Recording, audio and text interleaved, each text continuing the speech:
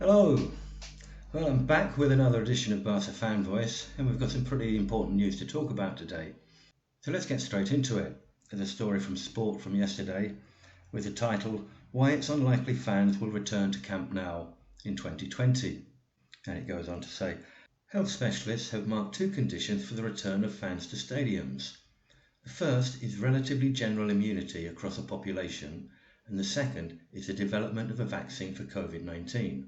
For the moment, there is no time frame on whether either will be checked off. Is this the only solution to getting out of lockdown? This brings me on to the next story, which is the Goran Djorkovic story from Monday, where in an interview he expressed doubts about vaccinations.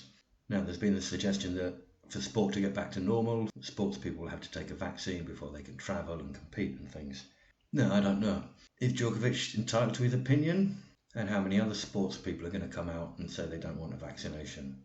There are thousands of football players out there representing very many teams, and I think it's quite likely that some of them may not want vaccination. So what's going to happen?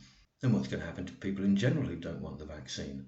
Are they going to become second-class citizens who can't go to concerts or football matches or travel or anything? Now, according to The Guardian, Djorkovic's views could be dangerous. The columnist Toumani Karayol talks of potentially projecting dangerous narratives like opposing vaccination.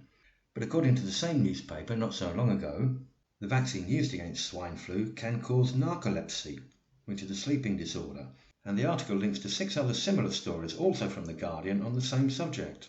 Now, I don't know, but I do know some people who don't want the vaccine, and I do worry about them being forced into being second-class citizens and not being allowed to lead normal lives. And talking of normal lives, we're now in the 6th week of lockdown here in Spain. There's been a little bit of good news that the government have decided to allow children to go out. Now, the original news came out that they could accompany their parents to go to the supermarket and to the bank and to the chemists. And they actually put in the Spanish version, you can see they do say to the bank. You want to have to wonder what brain was behind that decision. Anyway, there were complaints about this, and now the government have made a U-turn. And they've said that children can go out with their parents for a walk.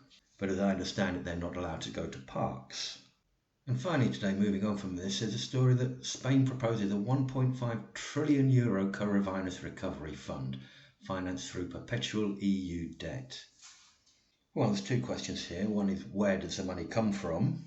And secondly, of course, how do we pay it back? Just passing the problem to future generations. I can't help feeling there's so much wrong with this. We're crashing the economy, we're losing our liberties. And are we going to do this every winter, every autumn, when a virus comes around, like they do every year?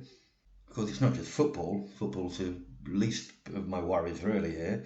But you can include in that, any parties, any fiestas, any discos, any concerts, any gathering of people generally, which is a terrible thing.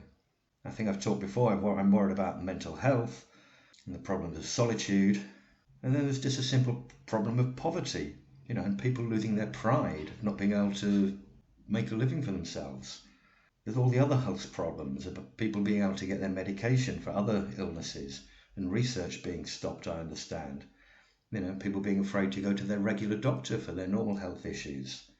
Now, at the moment, you can't go to a funeral in Spain, you can't visit dying relatives. It's really quite inhumane. I don't know. Is there an exit strategy?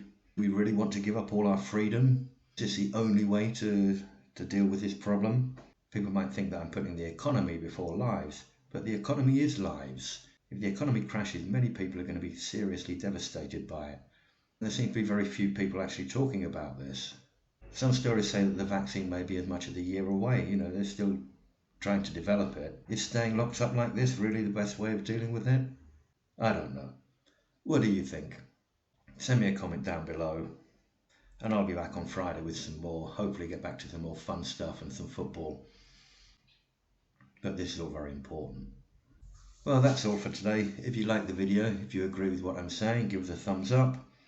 You can subscribe to the channel, that would be great. I need all the help I can get. And as I say, I'll be back on Friday with some more. So until then, Bis Barça, and bye for now.